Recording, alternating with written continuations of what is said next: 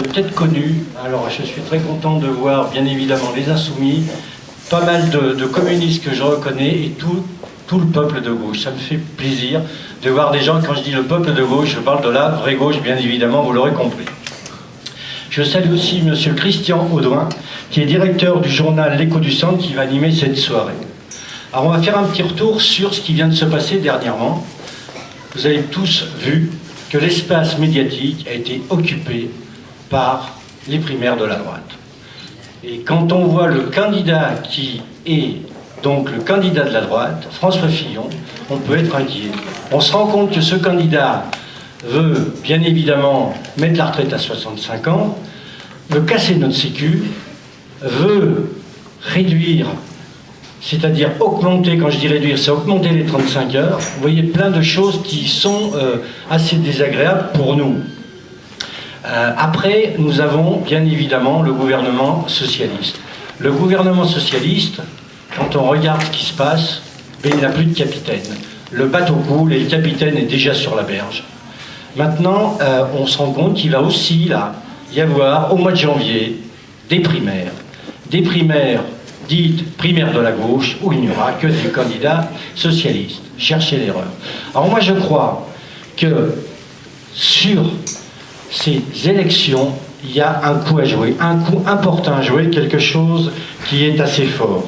Je pense que devant une droite réactionnaire et une gauche socialiste complètement disqualifiée, il nous faut un candidat du peuple. Et quand je parle du candidat du peuple, il faut que ce candidat, et dans son programme, on le voit là-bas, ensemble jusqu'à une 6e République, c'est indiqué, une nouvelle organisation de la société, un impôt plus juste. Et je crois que la seule alternative humaniste, c'est Jean-Luc Mélenchon, une candidature qui doit être portée par l'ensemble de la gauche et par un très très grand rassemblement. Alors, je vais... Il paraît qu'il y a quelqu'un dont la voiture bloque un travailleur qui doit aller au boulot. Daniel. Il ne peut pas venir par le train. Je suis désolé, mais la gare de Désertine n'existe pas. Je suis vraiment désolé. Vraiment, elle n'a jamais existé. On l'a jamais eu. Donc, je vous souhaite à toutes et à tous forcément une bonne soirée et un très très bon débat. Et je ne doute pas que ce débat va se dérouler dans de très bonnes conditions. Et puis, je terminerai sur une citation. Une citation d'une personne, et je vous dirai qui est à l'origine de cette citation après. C'est « On peut s'exaspérer de la lenteur du cours des saisons, mais il est vain de désespérer, le printemps revient toujours ». C'est Jean-Luc Mélenchon qui l'a dit dans son livre « L'air du peuple ». Alors je suis désolé, je suis obligé de vous quitter. Je vous souhaite une très bonne réunion, un très bon débat, et je vous dis, je l'espère, à très bientôt. Et cette fin d'année sera, je pense, le début d'une belle chose, d'un beau printemps. Merci à vous et à très bientôt, je l'espère.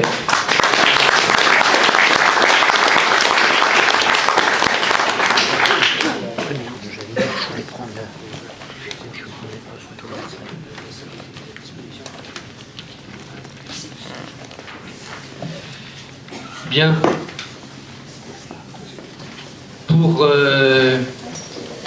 démarrer et mettre tout le monde un petit peu au même niveau d'information par rapport à ce qui nous amène ici ce soir,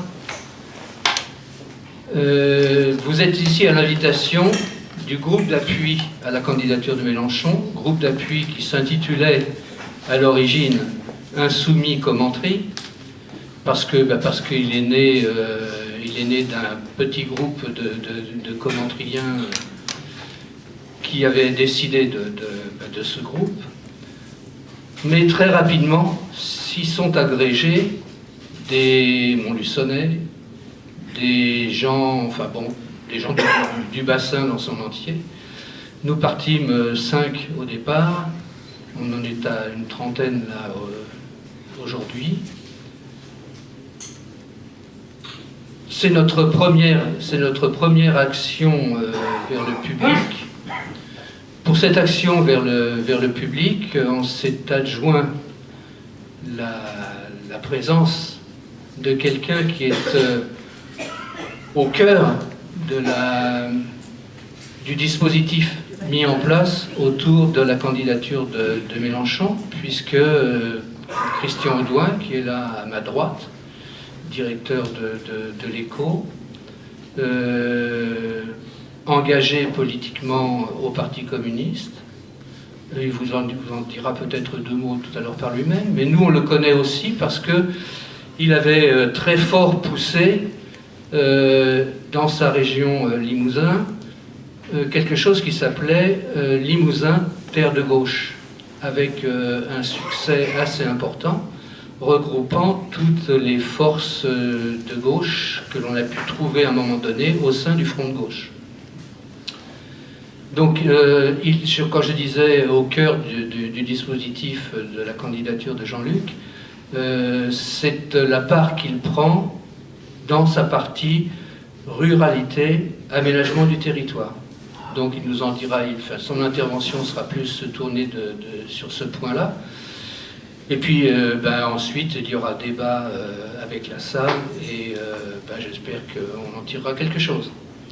Voilà, je laisse la parole à Christian. Ah ben ça ne traite pas. Non, mais il y a des gens qui sont orateurs et puis d'autres qui le sont moins. En tout cas, merci pour tes propos d'accueil. Bonsoir à chacune et à chacun d'entre vous. Je suis, et c'est pas du formalisme, c'est pas simplement l'expression de salutation.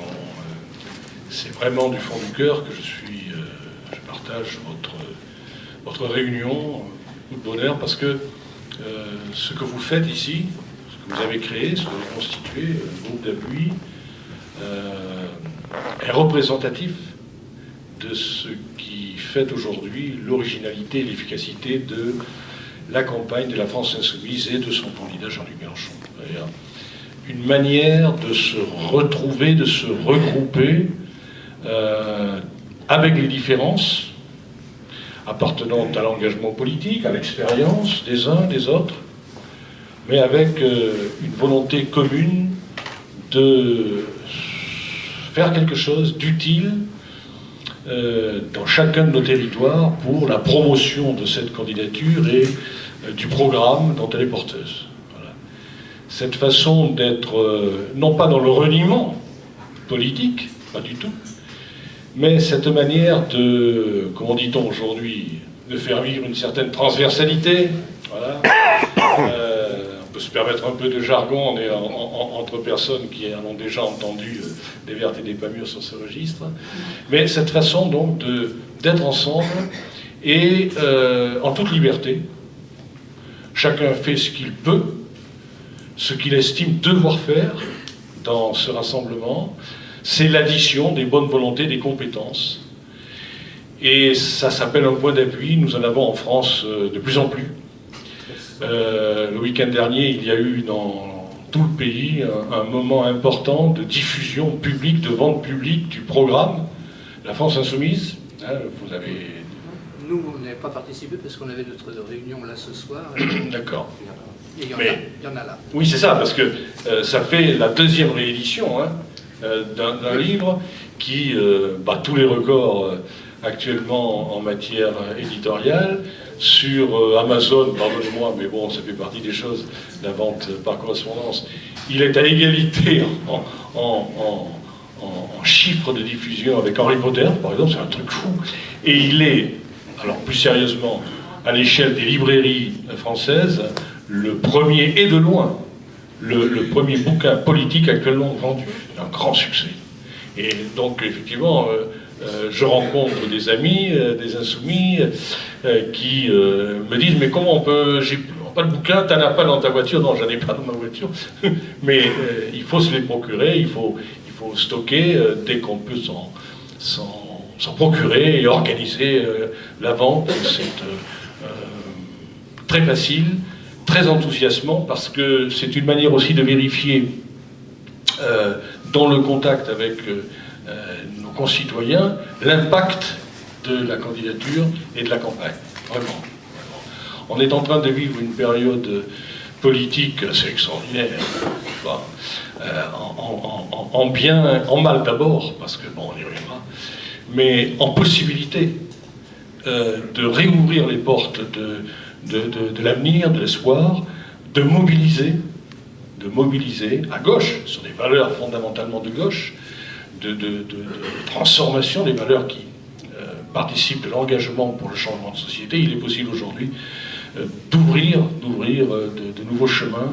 C'est ce que nous sommes en train de faire, je le crois, avec beaucoup de retentissement. Alors évidemment, il reste beaucoup à faire. Hein.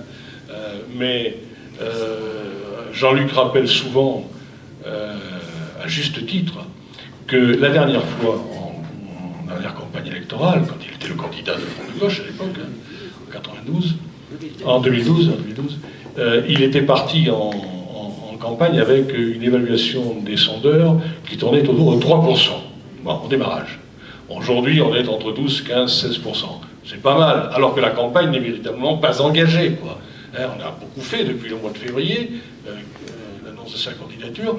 Enfin, la campagne qui va être celle de l'affrontement entre des candidats, des programmes, etc., va démarrer en janvier. Voilà. Donc on a un socle de soutien, de sympathie, d'intérêt tout à fait important.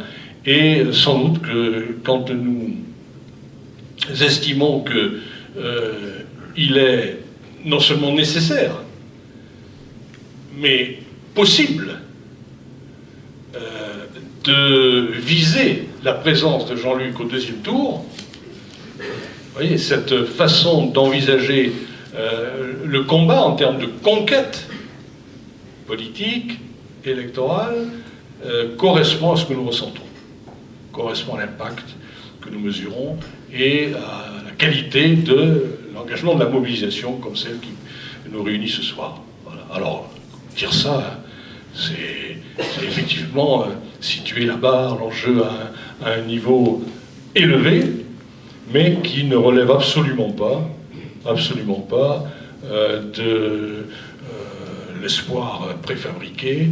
Non, non, c'est une possibilité et c'est une exigence, quoi, par rapport à ce que la droite et son candidat préparent en cas de victoire de Fillon. Enfin bon, ce recul social considérable, Mélenchon appelle ça un coup d'État social, hein, si on prend la sécurité sociale, etc. Enfin bon, la retraite, tout ce qui fait la substance du programme de Fillon, c'est évidemment profitant de la politique conduite pendant 5 ans par Hollande et par le Parti socialiste, hein, qui est une politique de droite.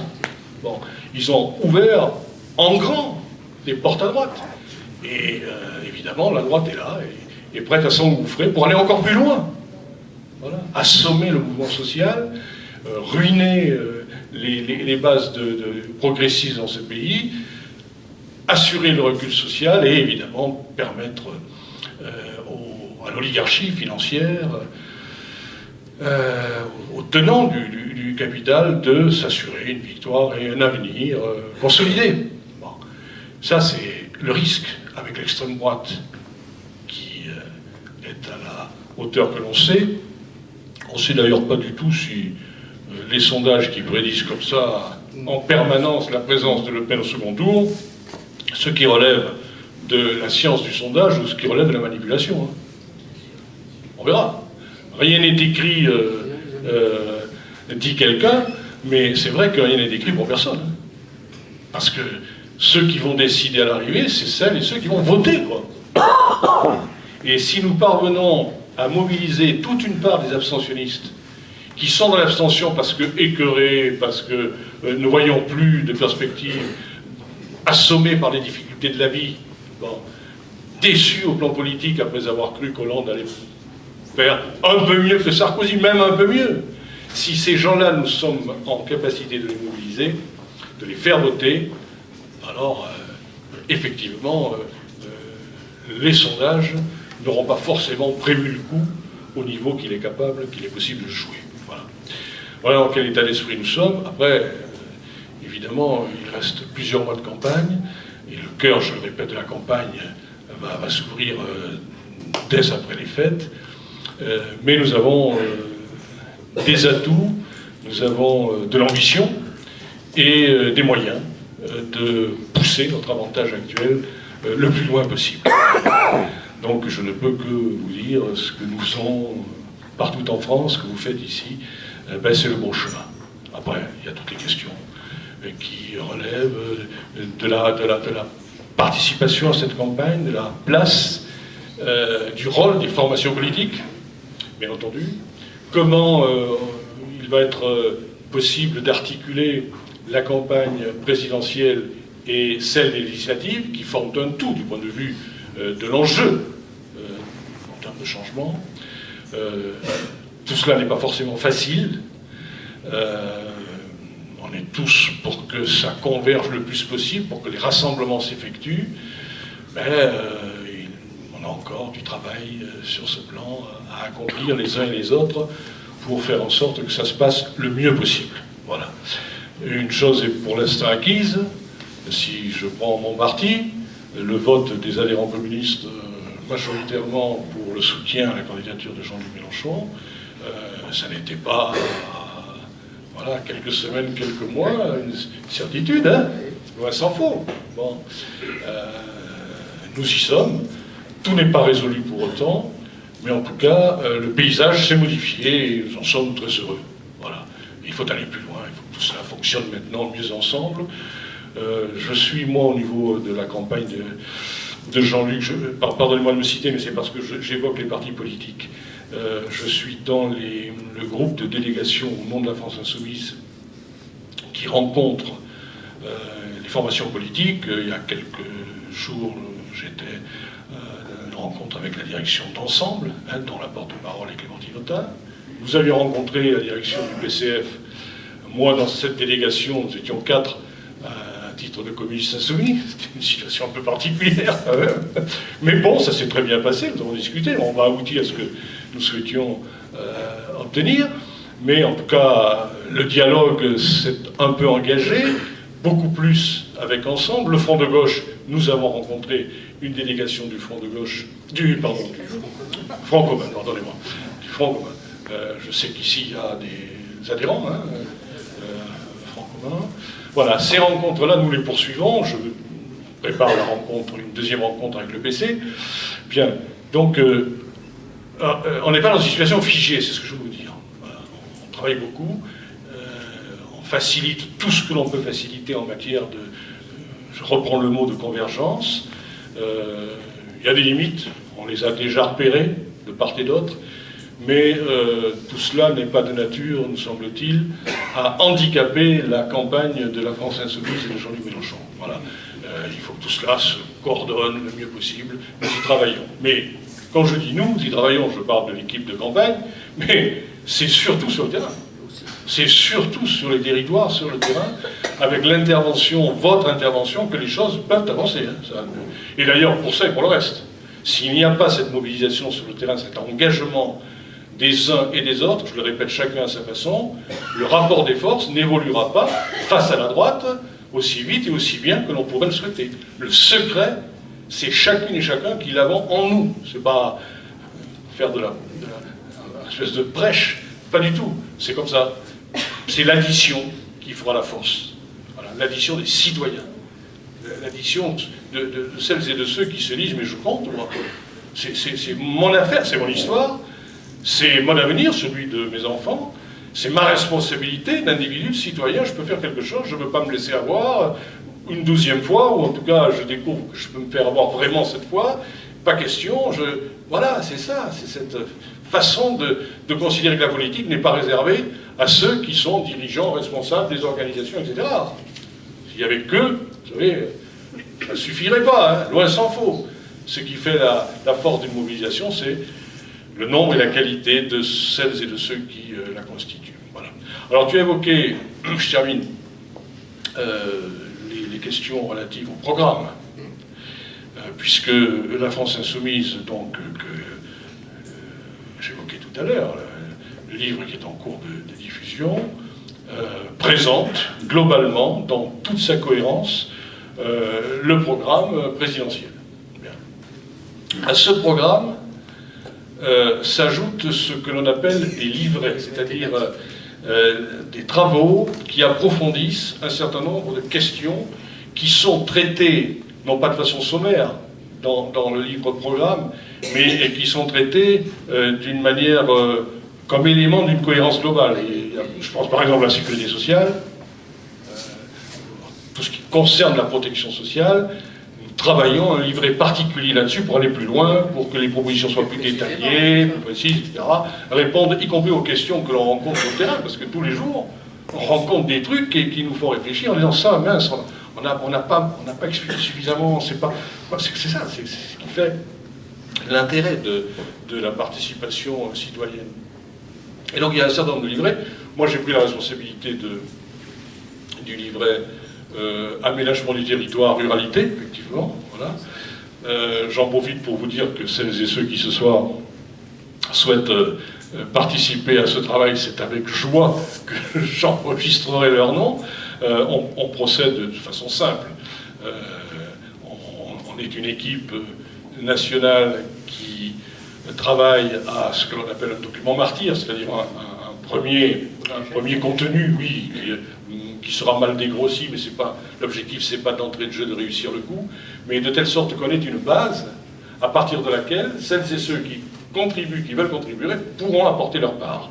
Et c'est dans ce sens que c'est un travail collectif, vraiment un travail collectif. Voilà. Et donc, on veut, parce que le programme tel qu'il est traite de ces questions, mais compte tenu de l'ampleur des problèmes sociaux, économiques, écologiques, issus de ce qu'est devenu, de ce que risque de devenir encore, dans le sens du mal, la ruralité, il est important que l'on précise un certain nombre de choses. Voilà. Parce que notre façon d'envisager demain la réorganisation économique, sociale, politique du pays, place la ruralité, par principe, à égalité d'enjeux que les enjeux qui concernent les villes et les agglomérations. Enfin, voilà. Et je pense par exemple au service public. C'est très bien que l'une des grandes questions qu'il va falloir résoudre, c'est celle-ci. Si on veut assurer l'égalité des droits pour les citoyens en matière de santé, de transport, d'éducation, etc., si on veut véritablement que nos territoires ruraux jouent leurs cartes, jouent leurs atouts, parce que nous avons des atouts ici, comme chez moi en Limousin, comme partout ailleurs. Mais on sait depuis maintenant un certain nombre d'années, pour souffrir de ce que l'on nous impose, on sait que les atouts dont nous disposons ne sont valorisables que si on assure les conditions d'une égalité citoyenne, d'une égalité de traitement de la part de la collectivité de l'État, et ça passe notamment par les services publics, c'est clair. Alors beaucoup a été détruit, ça continue, si on prend la Poste par exemple, ou les conditions ferroviaires actuelles, hein, enfin, la santé de proximité, enfin, on a là une situation terrible. Bon, donc on est en très grande difficulté, on sait que le redressement relèvera d'une planification à moyen et à long terme. Il y aura des réponses immédiates au plan budgétaire et au plan de la mobilisation des crédits publics nécessaires pour corriger ce qui peut l'être sans trop attendre, mais on sait qu'on est là devant un chantier de grande dimension et il faudra que ça soit inscrit dans, bien entendu, les grandes options présidentielles et à l'ordre du jour des travaux législatifs du Parlement. Il faut absolument qu'on soit capable très vite de proposer des projets de loi qui iront dans le sens d'une meilleure équité, équité c'est pas le bon mot, entre les territoires, qui donneront leur chance, voilà, en satisfaisant le mieux possible les droits des gens là où ils vivent, à cette France dans sa diversité, et dont la ruralité est l'un des fleurons, avec tout ce que cela comprend. Et s'ajoutent à tout cela les enjeux environnementaux, écologiques. Attention, c'est qu'on va aborder les questions de l'aménagement du territoire autrement. On va devoir, si on gagne, si on a la présidence de la République et la majorité parlementaire...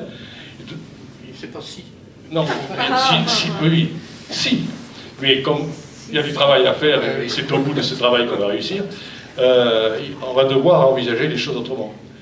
Si on fait de la protection de l'environnement, des richesses environnementales, si on fait de l'utilisation des ressources, si on fait du mode de consommation, de production et de consommation un enjeu central, évidemment, l'aménagement du territoire devra s'emparer de ces questions d'entrée de jeu, alors que ça n'a pas du tout été le cas au cours des années antérieures. Hein. La qualité de l'eau, la façon de gérer la richesse forestière, la façon de gérer la production alimentaire, donc c'est tout ce qui concerne l'agriculture, le rejet, le refus du productivisme, etc. Va devoir être au cœur de la mobilisation pour un aménagement du territoire respectueux des intérêts de la personne humaine et de l'intérêt général, de l'intérêt commun. Voilà. Et c'est pourquoi toute notre réflexion pour ce sujet, comme sur tous les autres, met au centre la démocratie citoyenne. Parce que comment aménager autrement le territoire sans la participation directe des acteurs socio-économiques dans ces territoires? C'est eux qui ont les idées, c'est eux qui ont l'expérience de ce qu'ils subissent, c'est eux qui ont les idées pour changer la donne, et réorienter tout cela. Et on ne fera pas de l'agriculture autrement, on ne fera pas de la culture forestière autrement qu'avec les agriculteurs et les forestiers. Il y a du boulot, hein. Il y a du boulot au plan culturel, au plan des pratiques, au plan du rapport entre la recherche et la production. Enfin, il y a des questions tout à fait essentielles, mais passionnantes. Voilà. Eh bien, ça fait partie de nos responsabilités. Et ce que vous devez aussi pouvoir faire dans cette période, c'est contribuer à des idées, contribuer à des propositions. N'hésitez pas, rassemblez. Vous n'avez pas besoin d'écrire des choses forcément. Nous, on écrit parce qu'il faut bien, on est formalisé à des documents qui permettent de circuler, d'être lus par le plus grand nombre. Mais vous pouvez aligner des idées, nous transmettre, etc. N'hésitez pas. C'est ça la co-élaboration. Hein. Voilà. Et c'est l'esprit de notre travail.